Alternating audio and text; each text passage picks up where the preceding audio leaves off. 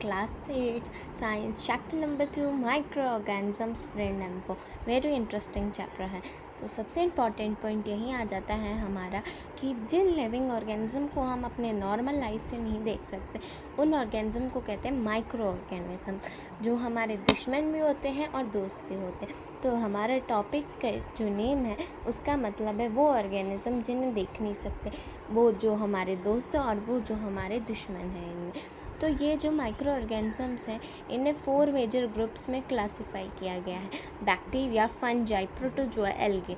तो अब आपको सोच रहे होंगे कि वायरस भी तो एक माइक्रोस्कोपिक होता है, ऑर्गेनिज्म होता है, तो उसे क्यों नहीं क्लासिफाई किया हमने? तो उसे इसीलिए हमने क्लासिफाई नहीं किया क्योंकि वायरस का बहुत ही एक फैक्ट होता है कि ये जो है जो होस्ट होता है उसी के बॉडी में रिप्रोड्यूस करता है, यानी कि अगर ये होस्ट के अंदर नहीं है तो ये रिप्रोड्यूस नहीं कर पाए।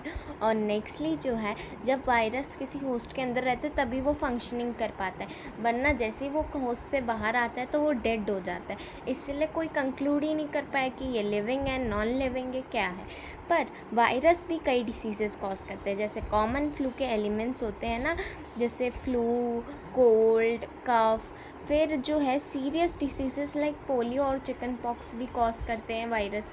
डिसेंट्री और मलेरिया ये प्रोटोजोअन डिसीज़ेस हैं जो प्रोटोजोआस कॉज करते हैं। और टाइफाइड और टीबी यानी ट्यूबरकुलोसिस जो है बैक्टीरिया कॉज करते हैं। तो कुछ डिसीज़ेस ऐसे भी हैं जो हमारे माइक्रो ऑर्गेनिजम्स कॉज करते हैं, सारे ही कह सकते हैं। और आप देख सकते हैं ये बैक्टीरिया के डायग्राम है, ये प्रोटोजोआ के, ये एल्गे के, और ये हमारे फंजाई के। फंजाई का ये पेनिसिलिन आप देख रहे हैं, ब्रेड मोल्ड के बारे में आप पढ़ चुके हैं 7th में, एस्पेरेगिलियम। फिर हमारा प्रोटोजोआ है हमारा। फिर जो ये बैक्टीरिया में ये ऊपर ब्लू कलर का बॉक्स है ये स्ट्रेट है, और वहीं ये साइड में तो ये राउंडेड बैक्टीरियाज हैं। तो अब जो है हम जो है देखने वाले कि where do microorganisms live, microorganism रहते कहाँ हैं। तो माइक्रो ऑर्गेनिजम्स किसी भी कंडीशन में रह सकते हैं, हार्श कंडीशन, बहुत ज़्यादा गर्मी, बहुत ज़्यादा ठंडी, बहुत ज़्यादा टेम्परेचर, फिर बर्फ़ के अंदर, समुद्र की गहराइयों में, हर जगह पाते हैं इस माइक्रो ऑर्गेनिज्म को। माइक्रो ऑर्गेनिजम्स एंड अस के बारे में अब जानते हैं। माइक्रो ऑर्गेनिज्म डिसीज़ भी कॉज करते हैं और हमारी हेल्प भी करते हैं। अब फ्रेंडली माइक्रो ऑर्गेनिजम्स कौन कौन से होते हैं? ये होता है हमारे लैक्टोबैसिलस, और दूसरा होता है हमारे ईस्ट। ये जो हमारे लिए बहुत ही फ़ायदेमंद होते हैं। ईस्ट जो ये केक, ब्रेड बनाने में मदद करता है। आप देखते हैं केक और ब्रेड बहुत सॉफ्ट होता है, वो ईस्ट की वजह से ही होता है। और कर्ड जो है, मिल्क कर्ड में कैसे बदल जाता है? जब हम लैक्टोबैसिलस जो है इसमें क्या करते हैं, ज़्यादा क्वांटिटी में हो जाते हैं तो कर्ड में चेंज हो जाता है। अब जो है हम जो है क्लीनिंग ऑफ एनवायरनमेंट, जब हम ऑर्गेनिक वेस्ट जैसे कि वेजिटेबल पील्स और फ्रूट पील्स को डाल देते हैं सॉइल पे तो वो कैसे गायब हो जाते हैं, वो डिकम्पोज कैसे होते हैं? यही माइक्रो ऑर्गेनिजम्स उन्हें डिकम्पोज करते हैं। सो दे आर वेरी गुड, और ये हमारे एनवायरनमेंट को क्लीन भी रखते हैं। फिर मेकिंग कर्ड एंड ब्रेड, अब कर्ड और ब्रेड बनता कैसे है? तो लैक्टोबैसिलस का नाम यहाँ पे आ चुका है। ये एक बैक्टीरियम है जो कर्ड बनाता है मिल्क से। It multiplies in milk and converted into curd. Bacteria are also involve in making of cheese, pickles. और जो है कर्ड से हम कई सारे डिशेस बनाते हैं। अब जो है ईस्ट क्या किया, जैसे ईस्ट है तो इसने क्या किया, मैदे में ईस्ट पाउडर मिला दी, बाद में वो जो मैदा है वो सॉफ्ट हो जाता है और थोड़ा राइस कर जाता है। क्यों? क्योंकि ईस्ट बहुत ही फास्टली रिप्रोड्यूस करता है, और आपने पढ़ाई है क्लास 7th में कि वो जो है कार्बन डाइऑक्साइड भी रिलीज़ करता है रेस्पिरेशन के टाइम, जो गैस फिल्स हो जाते हैं जिसके कारण मैदा जो है रेस्ड हो जाता है। तो आप लोग ये तो समझ ही गए होंगे। अब ये ईस्ट का यूज़ करते हैं हम ब्रेड बनाने में, केक बनाने में, पेस्ट्रीज़ बनाने में। Commercial use of micro organism, पैसे कमाने के लिए कहाँ इस्तेमाल? तो कमर्शियल यूज़ होता है ईस्ट का इसमें भी, क्योंकि ये अल्कोहल और वाइन बनाने में इस्तेमाल होता है। और आप तो जानते ही हैं अल्कोहल और वाइन जो है कोरोना काल में जब हमारी सरकार ने खोल दिया था कि शराब की दुकान खुल जाएगी तो कितने करोड़ों में कमाई हुई थी। तो आप समझ ही रहे ईस्ट कैसे कमर्शियल यूज़ में भी आता है।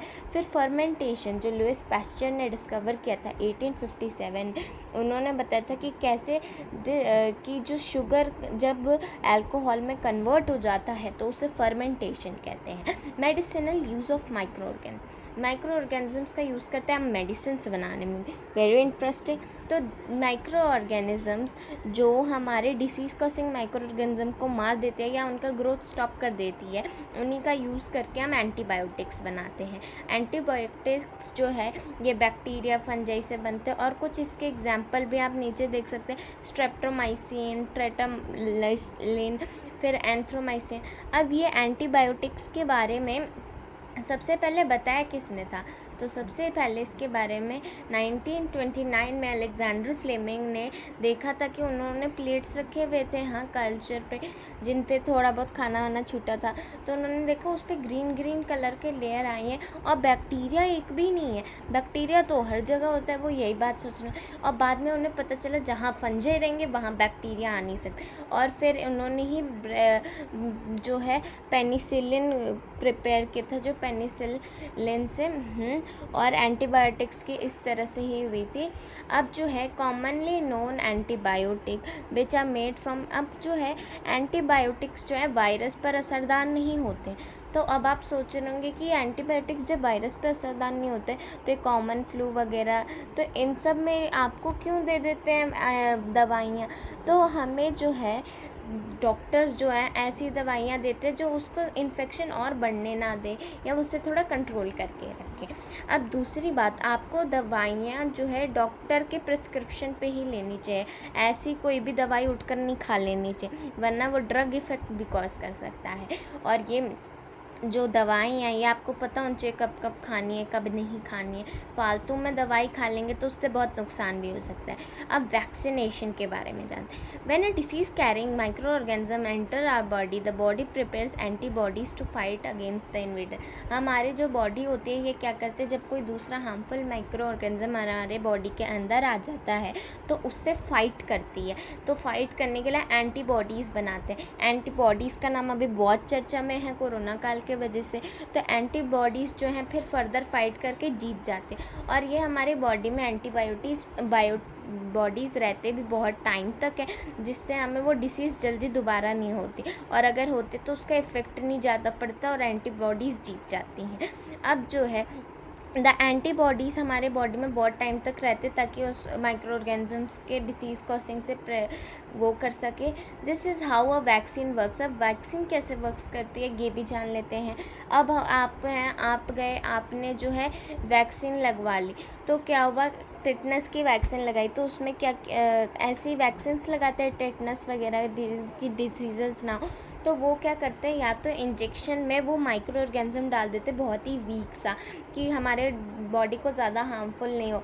तो जब वो वीक माइक्रो ऑर्गेनिज्म डाल देते तो वो अंदर जाता है, फिर हमारी बॉडी उसके अगेंस्ट फाइट करते हैं और एंटीबॉडीज़ बना लेते। और जब असलियत में वो डिसीज़ कॉजिंग माइक्रो ऑर्गेनिज्म आते पावरफुल वाला, तब उससे भी जीत जाते क्योंकि हमारे पास वो एंटीबॉडीज़ होती है। और कई बार उसके और क्या होता है, दूसरी वैक्सीन्स में क्या होता है कि जैसे वो इंजेक्ट की तो वो दवाइयाँ ही होती हैं बेसिकली जो प्रोटेक्ट रखती हैं हमें। इन योर चाइल्डहुड यू आपको कई सारी वैक्सीन्स भी दी गई होगी। अब एडवर्ड जेनर थे जिन्होंने स्मॉल पॉक्स की वैक्सीन डिस्कवर की थी 1798 में। आपको ये भी बात ध्यान रखनी है कि पल्स पोलियो प्रोग्राम जो है पोलियो ड्रॉप्स देने के लिए हुआ था, और ये प्रोग्राम बहुत ही इंपॉर्टेंट है, आप नाम याद रखिएगा। फिर इंक्रीजिंग सॉइल फर्टिलिटी के बारे में भी आपने पढ़ा होगा। बायोलॉजिकली हमारे नाइट्रोजन फिक्सर्स होते हैं जिन्हें बायोलॉजिकल नाइट्रोजन फिक्सर्स कहते हैं। जैसे हमने राइजोबियम के बारे में हम पढ़कर आए हैं क्लास 7 से, भूलिएगा मत, जो नाइट्रोजन को एटमॉस्फेयर से लेते और सॉल्युबल फॉर्म में कन्वर्ट करता है। तो ये जो है राइजोबियम बहुत ही जो है हमारे लिए गुड वर्क करता है हमारे पौधों के लिए, ताकि वो प्रोटीन प्रोड्यूस कर सके। क्लीनिंग द इन्वायरमेंट, तो उससे पहले आप ऊपर ये देख सकते हैं हमारे नाइट्रोजन फिक्सर्स की।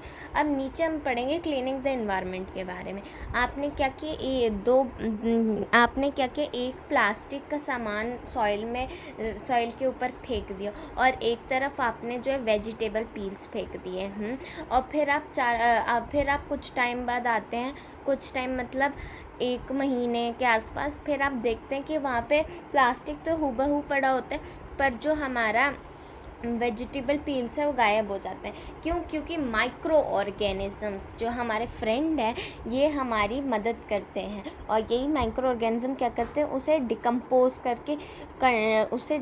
कर देते हैं, जो बहुत ही गुड होता है, और जिससे हमारी नेचर भी, जो हमारी नेचर होती है, जो सॉइल होती है, उससे भी बहुत सारे न्यूट्रिएंट्स मिलते हैं। यदि आपको कोई डाउट हो तो अभी कमेंट करें, वीडियो को लाइक करें, एंड चैनल को सब्सक्राइब करना ना भूलें।